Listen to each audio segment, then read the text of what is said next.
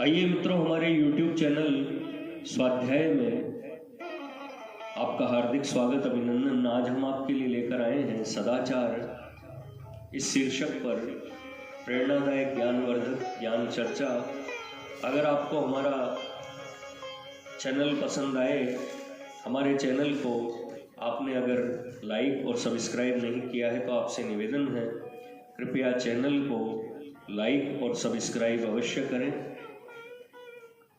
सदाचार। धर्मराज युधिष्ठिर के पूछने पर पिता में भीष्म ने सदाचार का वर्णन इस प्रकार किया।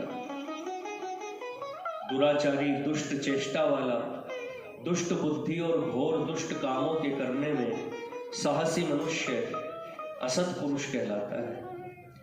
इसके विपरीत सदाचार में लगे हुए पुरुष को सत्पुरुष कहते हैं।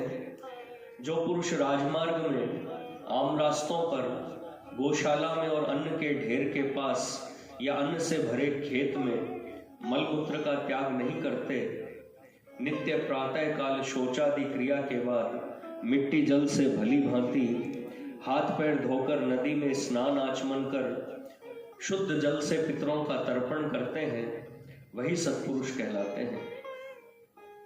जहां नदी न हो वहां सरोवर, बावड़ी या कुएं पर स्नान करके तर्पण आदि नित्य कर्म करने चाहिए। नित्य सूर्य का उपस्थान करना, सूर्योदय होने पर न सोना, प्रातःकाल पूर्वाभिमुख होकर और सायंकाल पश्चिम की ओर मुख करके दोनों समय नियम से संध्या वंदन करना, भोजन के समय दोनों हाथ, दोनों पैर और मुख धोकर पूर्व की ओर मुख करके मौन धारण कर भोजन की निंदा न करते हुए सात्विक और रुचिकर पदार्थ खाना, भोजन के बाद हाथ धोकर उठना, रात्रि में भीगे पैर न सोना, ये सभी सदाचार है। कल्याण चाहने वाले पुरुष को मार्ग में आए हुए यज्ञशाला आदि पवित्र स्थान, बैल, देवता और गायों के बैठने के स्थान, चौरास्ते, ब्राह्मण, धर्मनिष्ठ मनुष्य और पवित्र वृक्षादि की प्रदक्षिणा करनी चाहिए। और अतिथि अपने नौकर और पोष्य वर्ग के लिए भोजन में कदापि पंक्ति भेद न करना चाहिए, अर्थात अपने लिए अच्छा और इन सबको उससे हीन भोजन न देना चाहिए। मनुष्य को उचित है कि प्रातःकाल और सायंकाल दोनों समय संधि काल में भोजन न करें। हवन के समय अग्नि में हवन करने वाला और केवल ऋतु काल में ही स्त्री समागम करने वाला पुरुष ब्रह्मचारी ही मानने योग्य होता है। ब्राह्मणों के भोजन के बाद अवशिष्ट बचा भोजन माता के दूध के समान हितकारी होता है। इसलिए कल्याणकामी पुरुषों को ऐसा ही भोजन करना चाहिए। वृथा मिट्टी को खुरचने वाले, दांतों से नख काटने वाले, तिनका तोड़ने वाले और सर्वथा झूठे हाथ रखने वाले की आयु कम हो जाती है। मांस त्यागी पुरुष, यजुर्वेद को जानने वाले, अध्वर्यु के संस्कार युक्त यश का मनुष्यों के लिए वध किया हुआ आदि कोई सा भी मांस न खाए और ऐसे हिंसा युक्त कोई भी कर्म न करे। अपने देह में या परदेश में कहीं भी अपने स्थान पर आए हुए अतिथि को भूखा नहीं रहने देना चाहिए। जीविका के लिए उपार्जन किया हुआ हर एक प्रकार का द्रव्य पिता आदि बड़ों को समर्पण कर देना चाहिए। गुरुजन जब अपने पास आवे तब उन्हें उत्तम आसन देकर प्रणाम पूजा आदि द्वारा उनका यथा योग्य सत्कार करना चाहिए। ऐसा आचरण करने वाले मनुष्य दीर्घायु, यशस्वी और लक्ष्मीवान होते हैं। उदय होते हुए सूर्य को और नंगी पर स्त्री को किसी भी काल में नहीं देखना चाहिए। अपनी स्त्री से भी केवल ऋतु काल में एकांत में समागम करना चाहिए। इसके सिवा न तो अपनी नग्न स्त्री को देखना चाहिए और न उसके साथ एक शैया पर सोना चाहिए और न स्त्री के साथ एक थाली में भोजन ही करना चाहिए। गुरु ही सब तीर्थों का सार है और अग्नि सब पवित्र पदार्थों का निचोड़ है। शिष्ट पुरुषों के आचरण पवित्र हैं और गाय की पूंछ के बालों का स्पर्श किए हुए पदार्थ पवित्र माने जाते हैं। अपने परिचितों से मिलने पर उनसे कुशल समाचार पूछना और प्रातः सायं ब्राह्मणों को प्रणाम करना मनुष्य मात्र का कर्तव्य है। देव मंदिर में, गायों के बीच में, ब्राह्मणों के कर्मों में, वेद शास्त्रों के स्वाध्याय में और भोजन करते समय द्विजों को दाहिना हाथ ऊपर रखना चाहिए। सवेरे नित्य ब्राह्मणों का विधि पूर्वक पूजन करने से व्यापारियों की व्यापार में उन्नति होती है, किसानों की खेती उत्तम होती है, धन धान्य की वृद्धि होती है और इंद्रिय तृप्ति कारक उत्तम पदार्थ प्राप्त होते हैं। ब्राह्मणों को भोजन कराते समय यजमान अन्न परोसकर पूछे कि ठीक है न, तब भोजन करने वाला उत्तर दे कि बहुत ठीक है। जल देकर कहे तृप्ति कारक है न, तब पीने वाला कहे कि सुतर्पणम, बड़ा तृप्ति कारक है।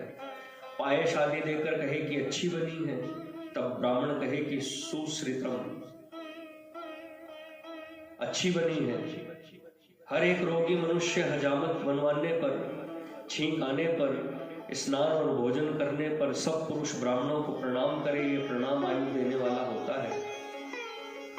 सूर्य के सामने बैठकर लघु शंका नहीं करनी चाहिए और अपने मल को नहीं देखना चाहिए। अपने से बड़ों को न तो तू कहना चाहिए और न उनका नाम लेकर ही पुकारना चाहिए।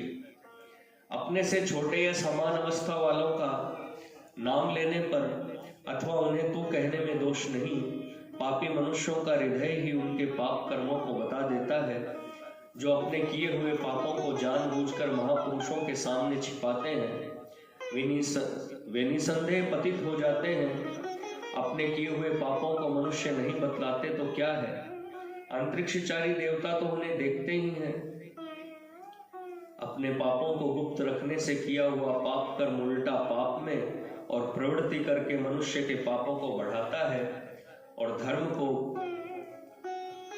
गुप्त रखने से धर्म की वृद्धि होती है। इसलिए धर्म को सदा गुप्त रखने का प्रयत्न करना चाहिए और पाप को कभी नहीं छिपाना चाहिए। किए हुए पापों को मनुष्य भूल जाता है, परंतु वह धर्म विरुद्ध पाप करने वाला यह नहीं जानता कि उसका वह पाप उसे वैसे ही ग्रस लेगा जैसे चंद्रमा को राहु ग्रसे बिना नहीं छोड़ता।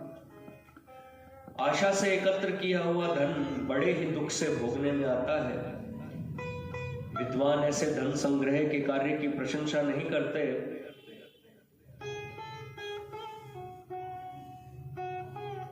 और मृत्यु भी उसकी यह राह नहीं देखती कि उसने आशापूर्वक एकत्रित किए हुए धन का उपभोग किया है या नहीं। धर्म का आचरण शुद्ध मन से होता है, इसलिए मन से सदा सबका भला मानना चाहिए। धर्माचरण करने में दूसरे की सहायता या साथ की अपेक्षा नहीं करनी चाहिए। धर्म ही मनुष्यों की जड़ है। धर्म ही स्वर्ग में देवताओं को अमर बनाता है। जो धर्माचरण करते हैं वे मृत्यु के अनंतर भी नित्य सुख भोगते हैं। एक प्रस्ताव, अंधकार हूं मैं, प्रकाश तुम, कैसे तुमको पाऊं, इस असीम अंतर को मैं कैसे आज मिटाऊं। तुम आते हो मैं सकुचाकर अपना रूप छिपाता, तुम जाते हो रूठ हाय तब शिर धुनकर पछताता। करता हूं प्रस्ताव उषा के द्वारा है प्राणेश, क्या आना स्वीकार करोगे संध्या का रखवेश। मित्रों, यह थी सदाचार इस शीर्षक से प्रेरणादायक ज्ञानवर्धक चर्चा। अगर आपको हमारा चैनल पसंद आए तो इसे लाइक और सब्सक्राइब अवश्य करें। धन्यवाद।